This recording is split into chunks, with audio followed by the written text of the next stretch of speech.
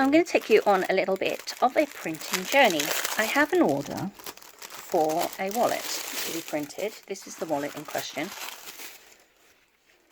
got a nice glossy front, nice inside. So this is what they call a man's wallet, which I'm sure you would know. But what I need to do is I need to design the layout to go on here. And I've been sent pictures by my customer, and she's very kindly said that I can do this whole process online on my vlog, so you can see what it's like. So let's have a piece of paper because I will forget. And I am going to do, so that's 9.5 centimeters deep and 10.8 centimeters wide. So what I'm going to do is I'm going to create a canvas that is that size. So I'm going to create a canvas up here. I'm not sure if you can see. There we go. And what I'm going to do is I'm going to press centimeters because I want it to be in centimeters. And it was 10.8 centimeters wide. And I want it 9.5 centimeters deep. I want my DPI to be 300. The layers, there's nothing I can do about. The colour profile, I just want it to be as she sent me, and I think that is about it. So here is the size. So now I need to insert some photos. So here we go. There's 1, 2, 3, 4. So I need to work out how I am going to do this. I think what I'll try and do is do it as a, you know, sort of 4 images. So I think what I'm going to need to do is I'm going to need to sort out my canvas and create myself a drawing guide. So I'm going to try and do it so I divide it into quarters. There you go. So I'm going to take each image and I'm going to cut it, or rather crop it, so that it's the right size. Should we have a little bit? Let's just get rid of these so that I can see what I'm doing. And also what I'm going to do is I'm going to pop on my snapping so that it snaps to the line. Yep, I like that. I think I might put that one down there though.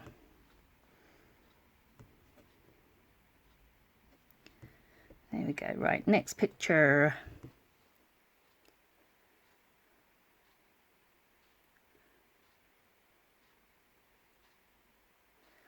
That looks good. So I'm going to crop that to size.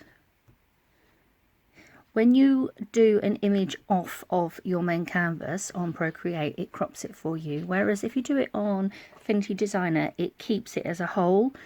And when you do a crop on Affinity Designer, you can still, it still remembers the image underneath. So you can still change the cropping size later on. But with Procreate, when you move an image so that it goes off the side in any way, it cuts that.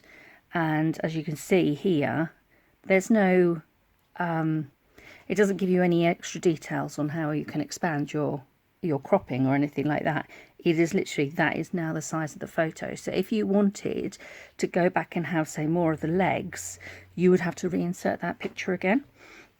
Sorry, I've got hiccups coming. Okay, so let's insert another picture. That's such a cute little baby. And I think we kind of want the baby to be the focus. What do you reckon? So what I'm going to do is I've cropped it to there. I'm just going to crop it to there. By doing the snapping, you see, it automatically goes to the right size. So there we go. So I'm going to pop that one in there. Gorgeous stuff. And oh, for some reason I've got 2 of those images. How funny. And then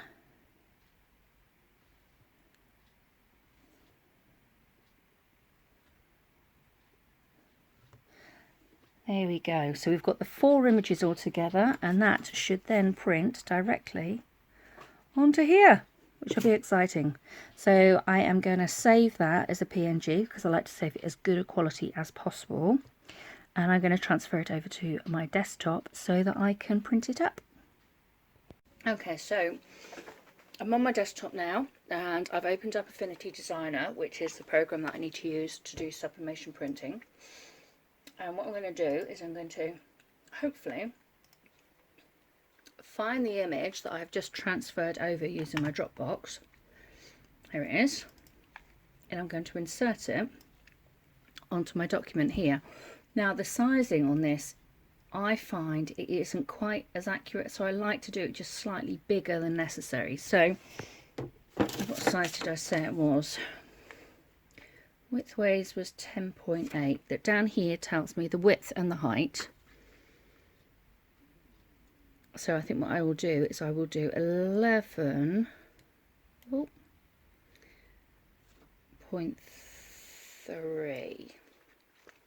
and that will be enough. And I will try printing that. I'm also going to shove a few extra bits on as well because I like to make the most of my piece of paper.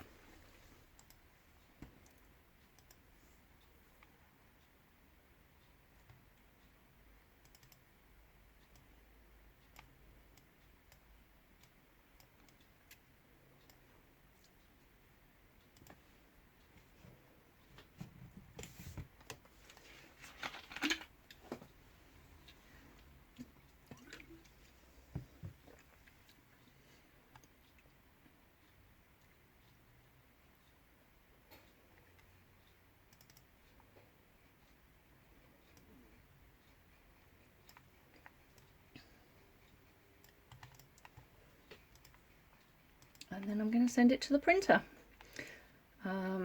Yeah, all in the right place. So it'll be time to turn the presses on now and see how we go. Okay, so I need to do some press preparation before I do the printing. So what I need to do, because it's quite a bumpy product and I want to make sure that it presses flat, what will happen is if I push really hard down on here, all these bumps will affect the print on here.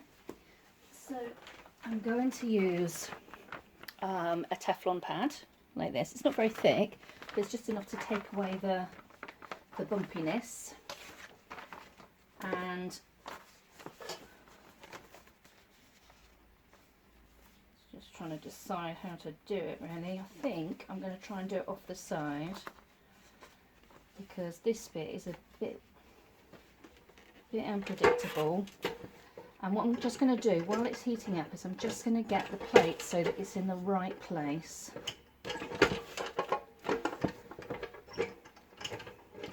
Sometimes a bit of trial and error. Yeah, I think that will be alright. Maybe a little bit looser.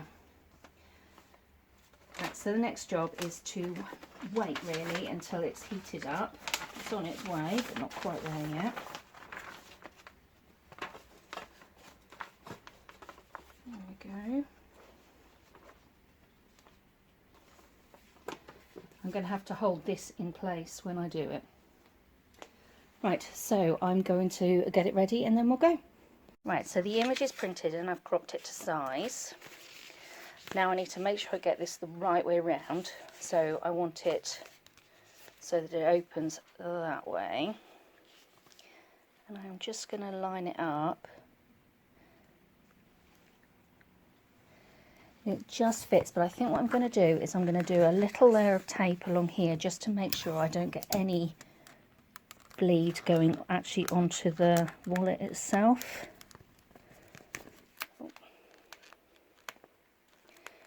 Because what can happen is the ink can bleed over and I don't want to get any colour, any printing actually on the wallet.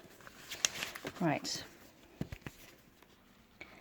Now it's actually super close, so I'm hoping I'm not going to have any white bits left. See, it always prints up a little bit smaller than the screen says, which is really irritating, has to be said. think actually what I might do is fold that in, and I can check on this side. Gosh, it's super, super close. I am really hoping that that does it all right.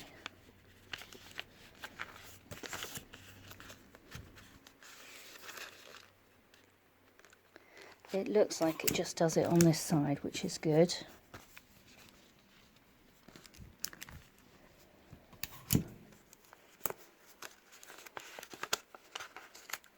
Sometimes it's all about the prep. You've got to get this part right.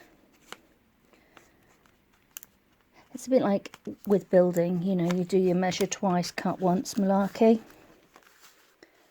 You don't really want to, it gets very expensive if you keep reprinting. So that looks all right. I think I can actually move up slightly.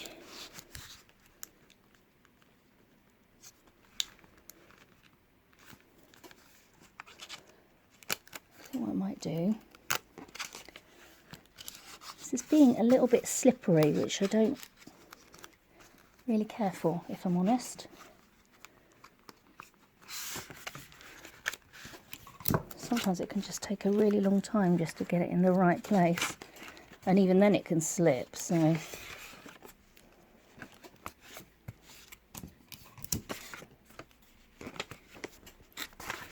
right, that's okay, and that's okay. Right, well, I'm seriously nervous about this now. So I'm going to take you over to the press. We are all set up.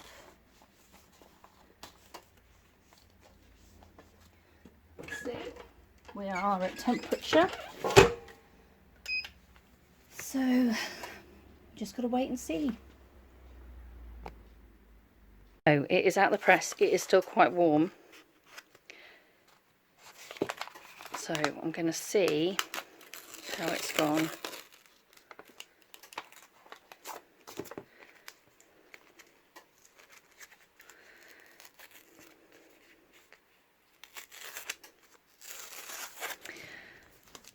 I'm going to have to wait until it's completely cool to get that bit off, unfortunately.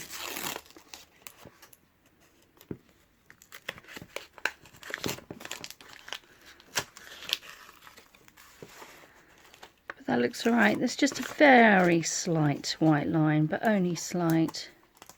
But that's printed so well.